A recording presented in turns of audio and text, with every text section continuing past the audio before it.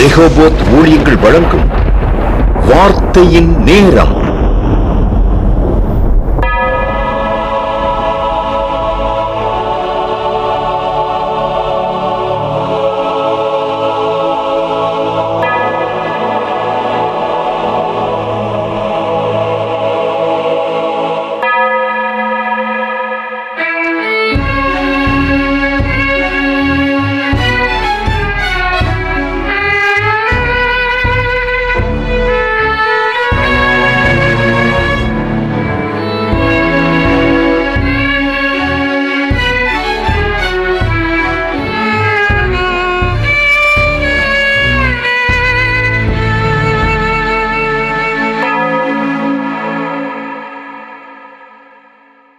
ஆராய்ந்து முடியாத பெரிய காரியங்களையும் எண்ணி முடியாத அதிசயங்களையும் செய்கின்ற சர்வ வல்லமுள்ள தேவனுக்கே துதியும் கனமும் மகிமையும் மாட்சிமையும் புகழும் என்றென்றைக்கும் உண்டாயிருப்பதாக.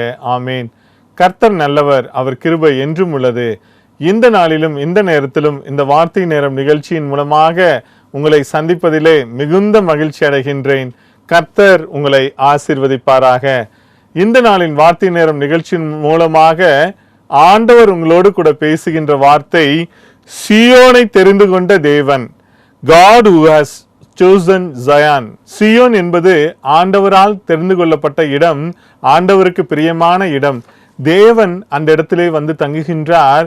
ஆண்டவருடைய பிள்ளைகளும் அங்கு இருக்கும் பொழுது அந்த இடம் மிகவும் ஆசீர்வாதம் நிறைந்த இடமாய் இருக்கும். ஆண்டவருடைய பிள்ளைகளும் ஆசீர்வதிக்கப்படுவார்கள். அதோடு கூட தேவ பாதுகாப்பும் அவர்களுக்கு இருக்கும். வாசிக்கலாம். சங்கீதம் 132:13 இவ்வாறு கூறுகின்றது, கர்த்தர் சீயோனை தெரிந்து கொண்டு அது தமக்கு வாசஸ்தலம் ஆகும்படி விரும்பினார் என்று கூறப்பட்டுள்ளது. தேவன் சீயோனை தெரிந்து கொண்டார், அதை தம்முடைய வாசஸ்தலமாக வைத்திருக்கின்றார். சீயோன் இல்ல தேவன் வாசமா இருக்கின்றார். அங்க பாத்தீங்கன்னா ராஜா எப்படி ஒரு தலைநகரத்துல இருக்கும் பொழுது அந்த தலைநகருக்கு என்று ஒரு சிறப்பு இருக்கும். மற்ற அந்த தேசத்தில் உள்ள மற்ற இடங்களை பார்க்கலாம், அந்த ராஜா இருக்கிறது தொட்டு எல்லா விதமான வசதிகளும் அந்த தலைநகரத்துல இருக்கும். அதுபோலதான் தேவன் அங்கு வீட்டிலிருந்து அங்கு அரசாட்சி செய்யும் பொழுது, அவர் அங்கு இருக்கும் பொழுது நிச்சயமாகவே அவருடைய பிள்ளைகளாய் நாம் இருக்கும் பொழுது நமக்கும் எல்லாவித ஆசீர்வாதங்களும் எல்லாவித தேவனுடைய கிருபைகளும் அவரால் கொடுக்கப்படும்.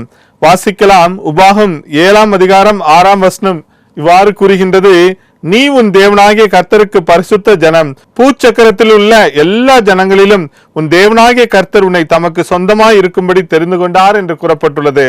பாத்தீங்கன்னா ஆண்டவர் அநேக ஜனங்களை இந்த உலகத்துல வைத்திருக்கின்றார். ஆனாலும் சீயோனிலே வாசம் செய்கின்ற தேவன் ஒரு குறிப்பிட்ட ஜனத்தை தெரிந்து கொள்கின்றார். அந்த ஜனம்தான் நாம். ஆண்டவரை நாம் ஏற்றுக்கொண்டு அவருடைய பிள்ளைகளாய் இருக்கும் பொழுது அவர் நம்மை தெரிந்தெடுத்து வைத்திருக்கின்றார். அதோடு கூட நமக்கு வேண்டிய எல்லா நன்மைகளையும் தந்து நம்மை நடத்துகின்றார். சீயோனை தெரிந்து கொண்ட தேவன் 3 விதமான காரியங்களை அவர்களுக்குள் இருக்கும்படி செய்கின்றார்.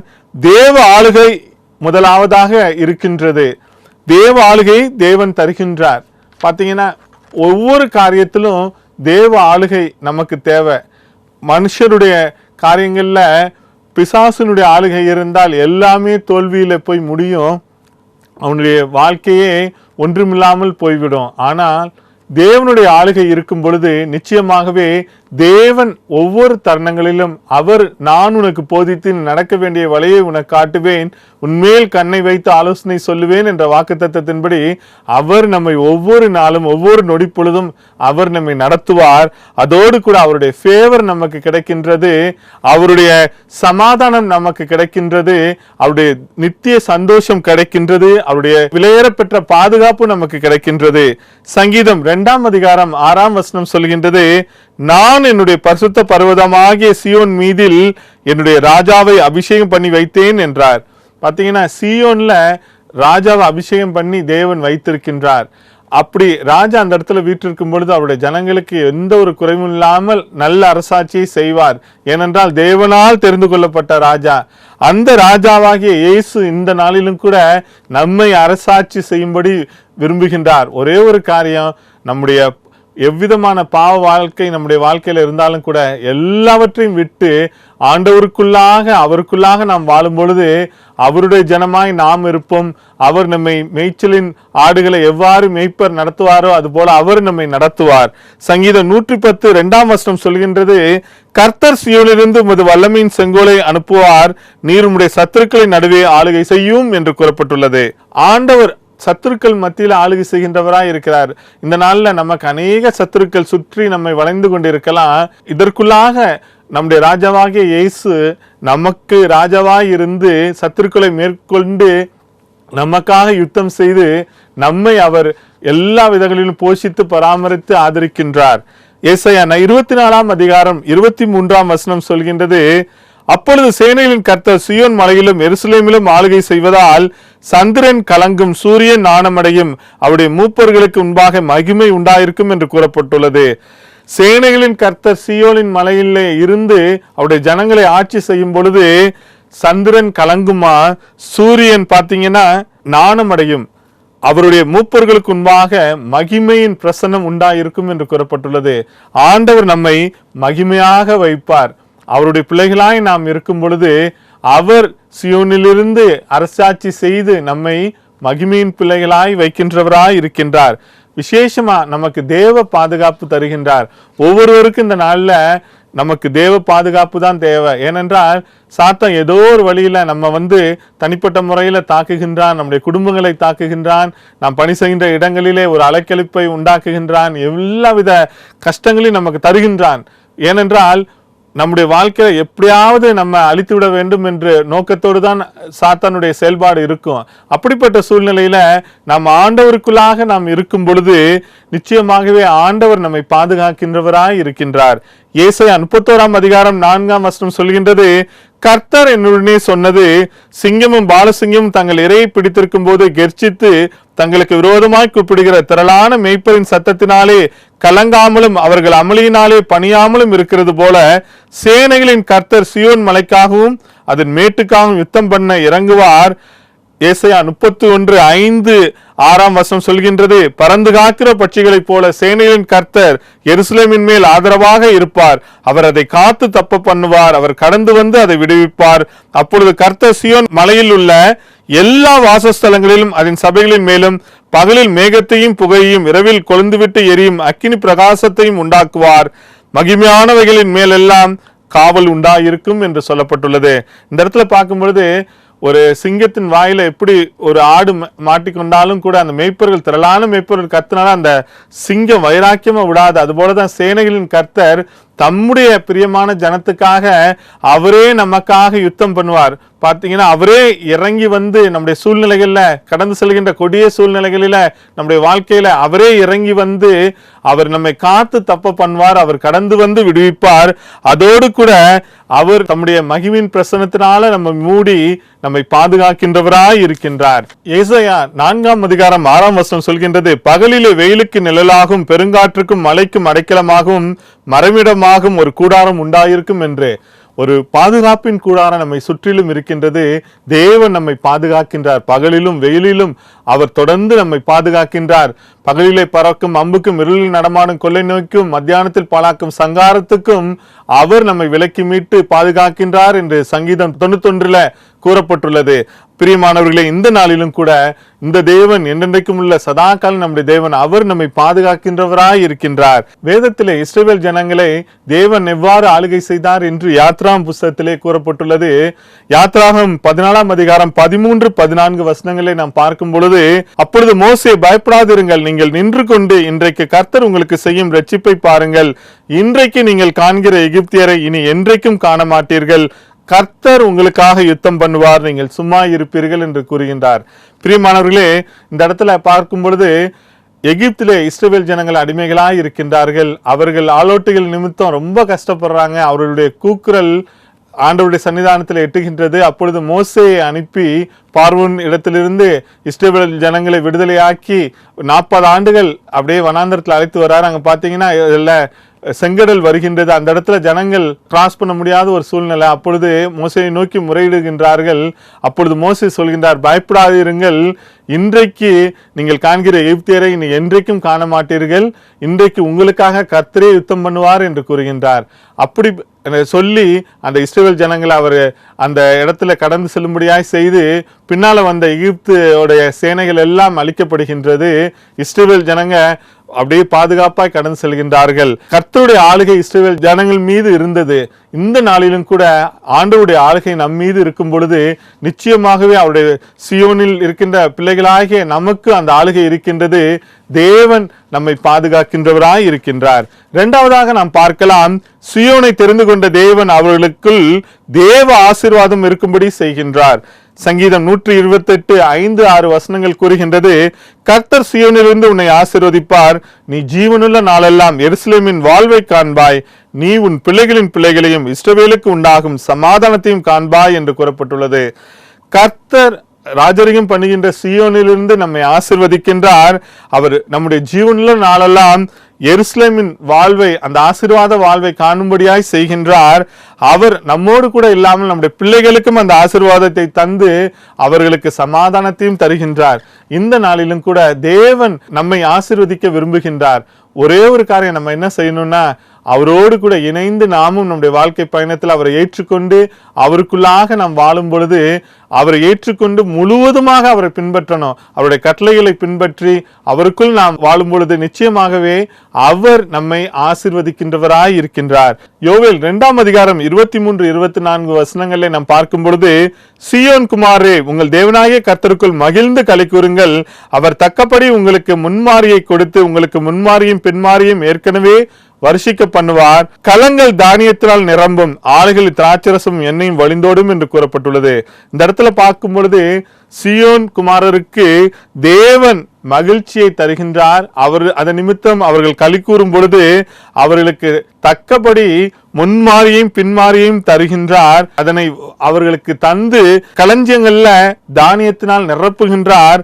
ஆலைகள் திராட்சரசமும் எண்ணெயும் வழிந்தோடுகின்றது. அப்பேற்பட்ட ஆசீர்வாதத்தை தேவன் தருகின்றார். இந்த நாளிலும் கூட ஒரு குறைவுகளோடு நாம் இருந்து கொண்டிருக்கலாம். என்னுடைய வாழ்க்கையில ஏன் இப்படி குறைவு, நான் ஆண்டவருக்கு உண்மையா இருக்கேனே, ஆண்டவருக்காய் வைராக்கியமா இருக்கிறேன், எல்லா காரியங்களையும் நேர்த்தியும் செம்மையுமாய் செய்கின்றேனே என்று. ஆனாலும் கூட அவருடைய பாதத்தில் காத்திருக்கும் பொழுது சேனைகளின் கர்த்தர் நம்மோடு கூட இருந்து அவர் நம்முடைய காத்திருக்குதல் பலனுக்கு தக்கதாக அவர் நம்மை கழுகு தன் குஞ்சுகளை பார்த்தீங்கன்னா ஒரு தன்னுடைய சட்டைகளின் கீழே வைத்திருக்கும். அந்த ஒரு காலகட்டத்தில் அது ரிலீஸ் பண்ணும்போது பார்த்தீங்கன்னா அந்த இது சொந்த பலனோட போகும், கழுகும் அதை விட்டுவிடும். ஏனென்றால் அதற்கு உள்ளாக பலன் இருக்கிறது என்பது அதனால் உணர முடிகிறது. அவ்வாறே தேவனும் கூட அவர் ஒரு சட்டைகளின் கீழ் மறைத்திருக்கின்றார். அதன் நிமித்தம் அவருடைய பலனால் நாம் நிரப்பப்படும் பொழுது நிச்சயமாகவே நம்முடைய ஆசீர்வாதங்கள் எல்லாம் குறைவின்றி நமக்குள்ளாக தேவன் அவர் தருகின்றவராய் இருக்கின்றார். ஆதியாகமம் 26ஆம் அதிகாரம் 12-13 வசனங்கள்ல பார்க்கும் பொழுது ஈசாக்கு என்ற மனிதரை குறித்து கூறப்பட்டுள்ளது. ஆபிரகாமுடைய குமாரனாகிய ஈசாக்கு, வேதத்துல ஆசீர்வதிக்கப்பட்டவர்களே தலைச்சிறந்தவர் இந்த ஈசாக்கு தான். எல்லாவித ஆசீர்வாதங்களினால் நிறைந்தவராய் இருந்தார். அவருடைய காரியங்களை ஆதியாகமம் 26:12 பார்க்கும் பொழுது ஈசாக்கு அந்த தேசத்தில் விதை விதைத்தான், கர்த்தர் அவனை ஆசீர்வதித்ததினால் அந்த வருஷத்தில் 100 மடங்கு பலனடைந்தான். ஆதியாகமம் 26:13 அவன் ஐசுரனாகி வரவர விருத்தியடைந்து மகா பெரியவனானான் என்று கூறப்பட்டுள்ளது. பாத்தீங்கன்னா ஈசாக்க தேவன் ஆசீர்வதித்தார். அவர் ஒரு வறண்ட இடத்துல தான் அவர் போய் இருந்தாரு. அங்க பாத்தீங்கன்னா மழை கிடையாது, ரொம்ப கஷ்டமான சூழ்நிலை உள்ள இடம். அந்த இடத்துல அவர் விசுவாசத்தோடு விதை விதைத்தார். தேவன் அவரோடு கூட இருந்தது நிமித்தம் அவரை ஆசீர்வதித்தார். 100 மடங்கு ஆசீர்வாதத்தை பெற்றுக்கொண்டார். அதோடு கூட அவர் வரவர விருத்தி அடைந்தார். எல்லாவற்றிலும் தேவன் அவரோடு கூட இந்த நிமித்தம் விருத்தி அடைந்தார். ஆதியாகமம் 26, 28, 29 பார்க்கும் பொழுது அவருடைய அருகில் உள்ளவர்கள் சொல்கின்றார்கள், நிச்சயமாக கர்த்தர் மோடே கூட இருக்கிறார் என்று கண்டோம், நீர் கர்த்தரால் ஆசீர்வதிக்கப்பட்டவராமே என்றார்கள். பிரியமானவர்களே, இந்த நாளிலும் கூட இந்த விதமான காரியத்தை நம்மை குறித்து மற்றவர்கள் சொல்ல வேண்டும். நீர் கர்த்தரால் ஆசீர்வதிக்கப்பட்டவராமே, கர்த்தர் மோடு கூட இருக்கிறாராமே என்று.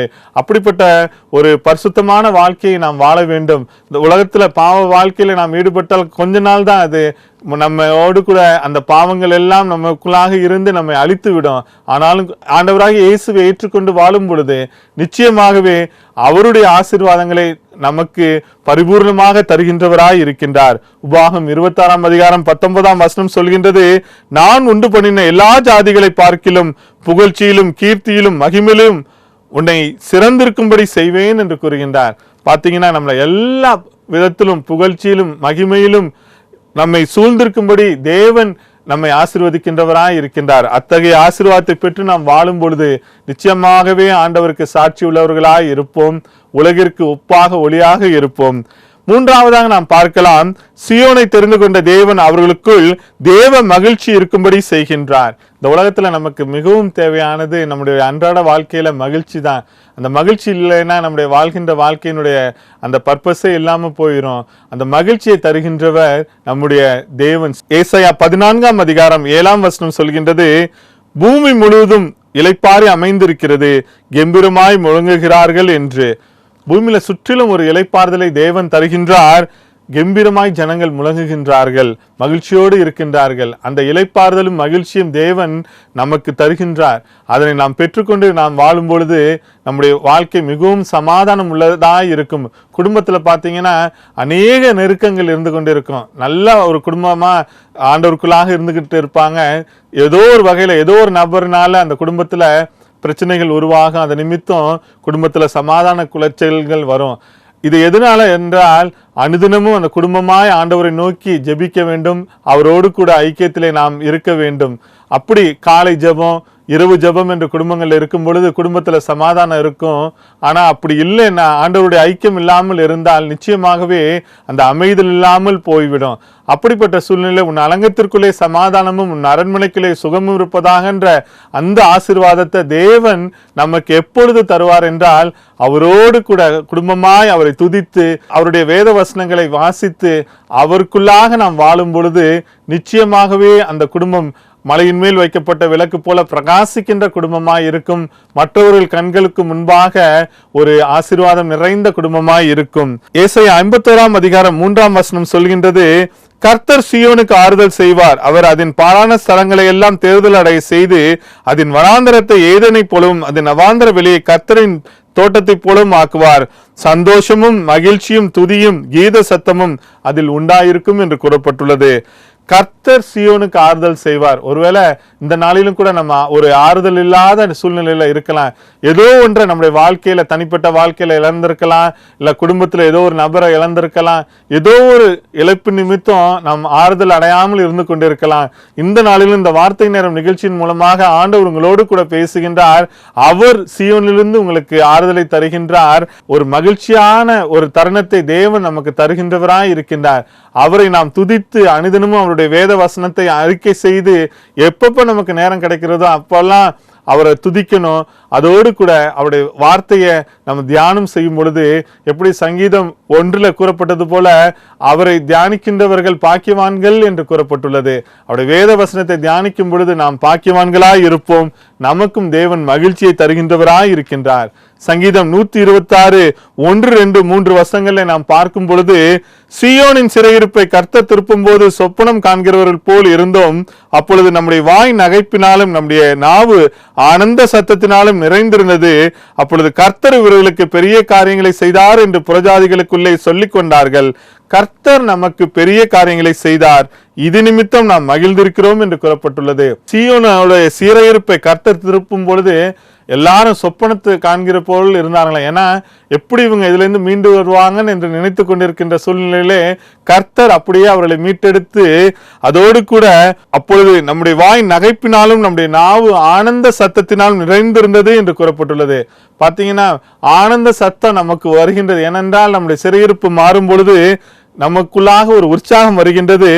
கர்த்தர் இவர்களுக்கு பெரிய காரியங்களை செய்தார் என்று மற்றவர்கள் சொல்கின்றார்கள். ஒவ்வொருவரும் நம்மை அனுதினமும் பார்த்து கொண்டிருக்கின்றார்கள். நம்முடைய செயல்பாடுகளை நாம் கர்த்தருக்குள் இருக்கும் பொழுது நிச்சயமாகவே அவர்கள் கண்களுக்கு முன்பாக கர்த்தர் நம்முடைய வாழ்க்கையில செய்கின்ற அதிசயங்கள், அற்புதங்களை கண்டு அவர்கள் ஆச்சரியப்படுவார்கள். ஒருவேளை நம்ம ஏதோ ஒரு சிறையிருப்புல நம்ம இருந்து கொண்டு இருக்கலாம். அந்த சிறையிருப்பை கர்த்தர் நீக்கும் பொழுது அவர்கள் ஆச்சரியப்பட்டு அவர்கள் அதிசயமாய் பார்ப்பார்கள். அதோடு கூட கர்த்தர் இவர்களுக்கு பெரிய காரியங்களை செய்தார், இது நிமித்தம் அவர்கள் மகிழ்ந்திருக்கிறார்கள் என்று அறிந்து கொள்வார்கள். உண்மையிலே நம்ம ஆண்டவரோடு கூட இருக்கும் பொழுது அவர் நம்முடைய வாழ்க்கையில பெரிய காரியங்களை செய்வார்.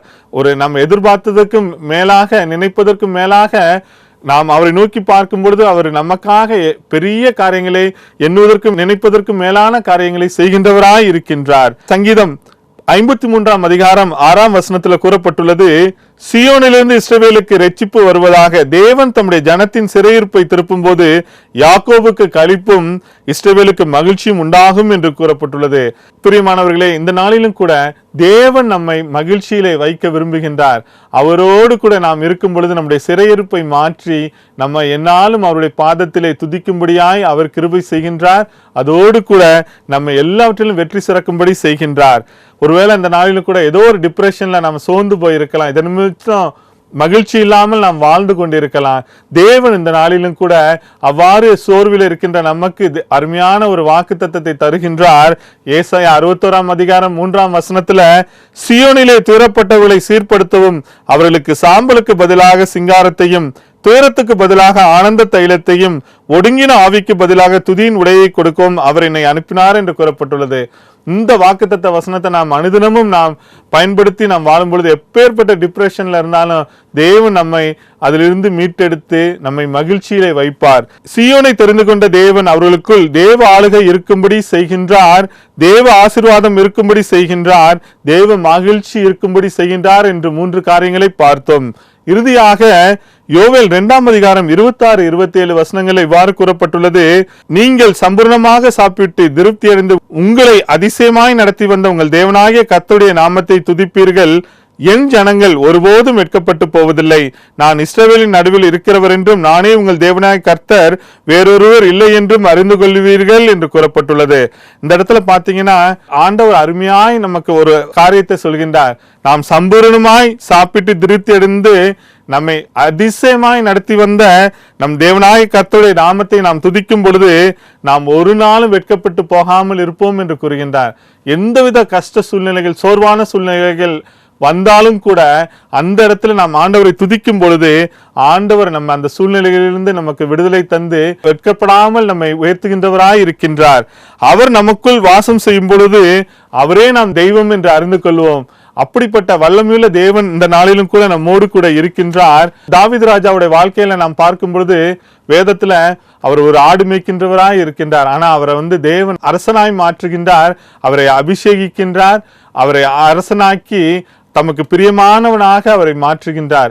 சியோனிலே உள்ள ஆசீர்வாதங்கள் எல்லாம் தாவீது அரசனுக்கு தருகின்றார். எத்தனையோ தடைகள், கற்கள் அவர் வாழ்க்கையில இருந்தது, எல்லாத்தையும் அவர் மேற்கொள்ளும்படியாய் செய்தார். காரணம் என்னன்னா தேவன் அவருக்குள்ளாக வாசம் செய்தார். அவரும் தேவனை நோக்கி அனுதினமும் அவரை நோக்கி கூப்பிட்டது நிமித்தம், அவரோடு கூட இணைந்து வாழ்ந்தது நிமித்தம் அவர் தேவனுக்கு பிரியமுள்ள மனிதனாய் இருந்தார்.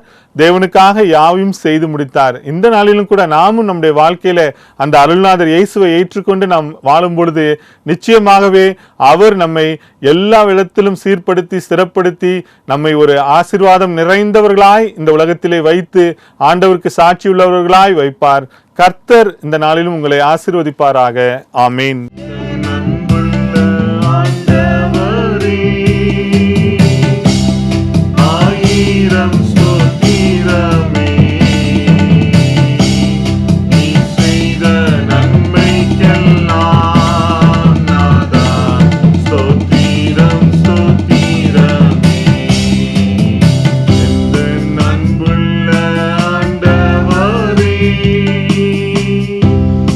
ஆபத்து கால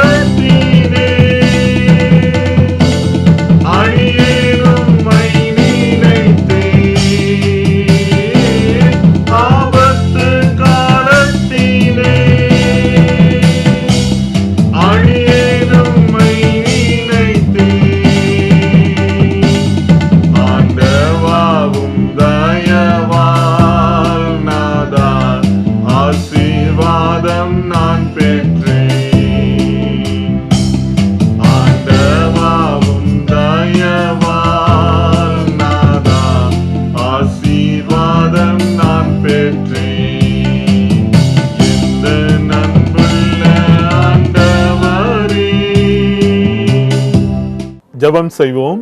அன்புள்ள இயேசு சுவாமி, அப்பா பிதாவே, இந்த அருமையான இந்த வார்த்தை நேரம் நிகழ்ச்சியின் மூலமாக உம்முடைய பிள்ளைகளோடு நீர் பேசினதற்காய் நன்றி சுவாமி.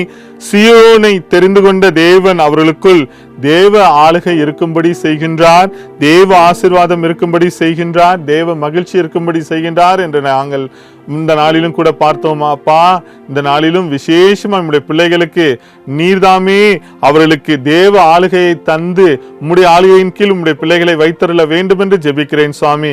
உம்முடைய பரலோக ஆசீர்வாதத்தினால் உம்முடைய பிள்ளைகளை நிரப்ப வேண்டும் என்று ஜெபிக்கிறேன். இப்பொழுதும் கூட இந்த நாளிலும் கூட சிறு பிள்ளைகளுக்காய் ஜெபிக்கிறேன் சுவாமி. இப்பொழுதும் பிறந்து இருக்கின்ற பிள்ளைகள் காய் ஜெபிக்கிறேன். இப்பொழுதும் அவங்க அந்த தாயின் அரவணைப்பில் இருக்கும் பொழுது அவர்களை நீர் பாதுகாத்துக் கொள்ளுங்க. இந்த கிளைமேட்டிக் கண்டிஷன்ஸ்னால எந்த வியாதியோ எந்த பலவீனங்களோ அவர்களை தாக்காதபடி இயேசுவின் இரத்த கோட்டைக்குள்ளாக மறைத்து நீர் பாதுகாத்துக் கொள்ள வேண்டும் என்று ஜெபிக்கிறேன் சுவாமி. பள்ளி கல்லூரியில் படிக்கின்ற பிள்ளைகளை உடைய கரத்துல ஒப்பு கொடுக்கிறோம் சுவாமி. விசேஷத்த ஞானத்தின் ஆவினால் நிரப்புங்க. தேர்வு எழுதியிருக்கின்றவர்களுக்கு நல்ல ரிசல்ட்ஸை தாங்க சுவாமி. தொடர்ந்து நல்ல எதிர்காலத்தை அவர்களுக்கு தந்து உமக்கு ஏற்ற பிள்ளைகளாய் அவர்கள் ஜீவிக்கும்படியாய் கிருபை தர வேண்டும் என்று ஜெபிக்கிறேன் சுவாமி. இப்பொழுதும் விசேஷமாய் இந்த நாளிலும் வேலைக்காய் காத்திருக்கின்ற பிள்ளைகளுக்காய் வருகின்ற ஆண்டவரே, அநேக நாட்களாய் அநேக மாதங்களாய் காத்திருக்கின்ற உடைய பிள்ளைகளுக்கு நீதாமே அவர்களை எண்ணுவதற்கு நினைப்பதற்கு மேலான ஒரு நல்ல வேலை வாய்ப்பை அவர்கள் விரும்பிய இடத்திலே கிடைக்கும்படியாய் நீர் செய்ய வேண்டும் என்று ஜெபிக்கிறேன் சுவாமி. தொடர்ந்து வேலை ஸ்தலங்களிலே பணிபுரிகின்றவர்களுக்காய் ஜெபிக்கிறேன் சுவாமி. ஒரு உண்மையான உற்சாகத்தோடு அவர்கள் பணி செய்யும்படியான சூழலை நீர் அந்த வேலை ஸ்தலங்களிலே உருவாக்க வேண்டும் என்று ஜெபிக்கிறேன் அப்பா. இந்த நேரத்தில் சுகவீனமாய் இருக்கின்ற உடைய பிள்ளைகளுக்காய் ஜெபிக்கிறேன். வீட்டின் அறைகளிலே கண்ணீரோடு இருக்கின்ற பிள்ளைகளுக்கு இப்பொழுதும் நீர் உடைய வாக்கு தத்தத்தின்படி அன்றியும் அவருடைய தீர்மானத்தின்படி அழைக்கப்பட்டவர்களாய் தேவனிடத்தில் அன்பு கூறுவர்களுக்கு சகலமும் நன்மைக்கு எதுவாய் நடக்குன்னு சொன்னீங்களப்பா. இப்பொழுது நன்மையான காரியத்தை பூர்ண சுகத்தை உம்முடைய பிள்ளைகளுக்கு பரலோகத்திலிருந்து நீ தர வேண்டும் என்று ஜெபிக்கிறேன். ஒருவேளை கேன்சர் வியாதியோ இருதய நோயோ மற்றும் லிவர் கிட்னி சம்பந்தப்பட்ட பிரச்சனைகளால் அவர்கள் கஷ்டப்பட்டு கொண்டிருந்தாலும் தேவரே ஒரு விசை இறங்கி இப்பொழுதே அவர்களுக்கு ஒரு விடுதலையை தர வேண்டும் என்று ஜெபிக்கிறேன். நான் அவர்களுக்கு சௌக்கியம் ஆரோக்கியம் வர பண்ணி அவர்களை குணமாக்கி அவர்களுக்கு பரிபூர்ண சமாதானத்தையும் சத்தியத்தையும் வெளிப்படுத்துவேன் சொன்ன தேவரீர்.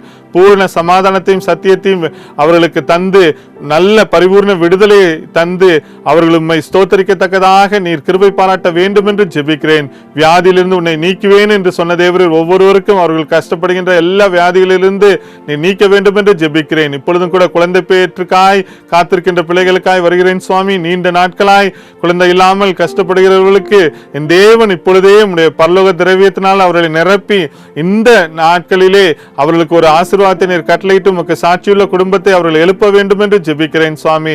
இப்பொழுது இந்த வார்த்தை நேரம் நிகழ்ச்சியின் மூலமாக உம்மை நோக்கி கதறுகின்ற ஒவ்வொரு பிள்ளைகளுக்கும் அவர்கள் எண்ணுவதற்கும் நினைப்பதற்கும் மேலான அவர்களுடைய ஜெப குறிப்புகளை கேட்டு இரட்டத்தனையாய் நீர் பதில் தருவதற்காய் நன்றி செலுத்தி ஜெபிக்கிறேன் ஆண்டவரே. இப்பொழுதும் ஒவ்வொரு குடும்பத்திற்காய் ஜெபிக்கிறேன் சுவாமி. குடும்பங்களில் சமாதானத்தை தாங்க. விசேஷமாய் உம்முடைய பிள்ளைகளுடைய குடும்பத்திலே நீர் வாக்குத்தத்தமாய் கொடுத்திருக்கின்ற வாக்குத்தத்த வசனத்தின்படி யாக்கோபே உன் கூடாரங்களும் இஸ்ரவேலே உன் வாசஸ்தலங்களும் எவ்வளவு அழகானவைகள், அவைகள் பரவி போகிற ஆறுகளைப் போலவும் நதிவளங்களிலே உள்ள தோட்டங்களைப் போலவும் கர்த்தர் நாட்டின சந்தன மரங்களைப் போலவும் இருக்கும். அது நீர்ச்சால்களை தண்ணீர் பாயின்ற அந்த வாக்குத்தத்தத்தின்படி இந்த குடும்பங்களை ஆசீர்வதித்தருள வேண்டும் என்று ஜெபிக்கிறேன் சுவாமி. குடும்பங்களுக்கு விரோதமாய் செயல்படுகின்ற எல்லா அந்தகார வல்லமைகளையும் வானமண்டல பொல்லாதாவின் எத்தனங்களையும் இயேசுவின் நாமத்தினாலே கடிந்து அப்புறப்படுத்தி ஜெபிக்கிறேன் சுவாமி. குடும்பத்தில் உள்ள ஒவ்வொரு நபர்களையும் உம்முடைய இயேசுவின் இரத்தத்தினால் அபிஷேகத்தினால் வார்த்தையினால கிருபையினாலே முற்றிலும் வேலையெடுத்து பாதுகாத்துக் கொள்ளுங்கப்பா. இப்பொழுதும் உம்முடைய பிள்ளைகளை நீர் நேர்வழியில் அழைத்து செல்லுங்க. தேவதூதர்கள் அவர்களோடு இருக்கட்டும். உம்முடைய ஃபேவர் அவர்களுக்கு கிடைக்கட்டும்.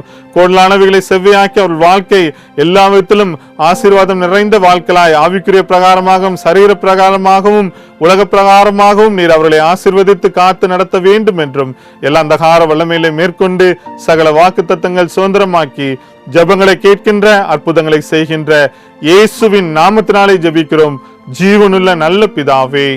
ஆமேன், ஆமேன்.